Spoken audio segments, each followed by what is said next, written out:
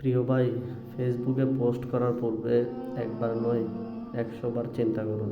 কেননা একদিন আমি আপনি এই দুনিয়া ছেড়ে চলে যাব, কিন্তু আপনার এই পোস্ট ফেসবুকে থেকে যাবে। সুতরাং আপনি যে পোস্টটা করতেছেন সেটা কি শরীয়তসম্মত কিনা, অন্য যারা ফেসবুক চালাচ্ছে তাদের জন্য গুনাহের কারণ হচ্ছে কিনা। মন চাইলো ইচ্ছা করে একটা গান ছেড়ে দিলাম, মনে চাইলো ইচ্ছা হলো একটা খারাপ ভিডিও পোস্ট করে দিলাম, একটা খারাপ কথা বলে দিলাম, লিখে দিলাম ভাইরাল হওয়ার জন্য, লাইকের জন্য, কমেন্টের জন্য। কিন্তু আপনি কি চিন্তা করেছেন কোনো একদিন এই ফেসবুক থেকে যাবে দুনিয়ার মধ্যে, কিন্তু আমি আপনি এই দুনিয়ায় থাকবো না।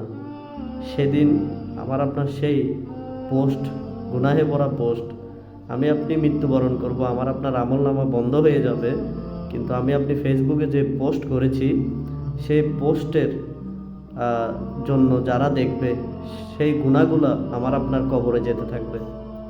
প্রিয় ভাই, এখনও সময় রয়েছে যে চিন্তা ভাবনা করুন যে এই দুনিয়াতে চিরস্থায়ীভাবে থাকার জায়গা নয়। সুতরাং প্রত্যেকটি কাজ মুসলমানের শরীয়তসম্মতভাবে হওয়া চাই। আল্লাহ তাআলা আমাদের সবাইকে তৌফিক দান করুক এবং এই ধরনের গুনাহে ভরা পোস্ট করা থেকে নিজে বিরত থাকার, নিজের পরিবার এবং অন্যান্য বন্ধু বান্ধবদেরকে সহ সবাইকে এ থেকে বিরত থাকার আল্লাহ তাআলা তৌফিক দান করুক।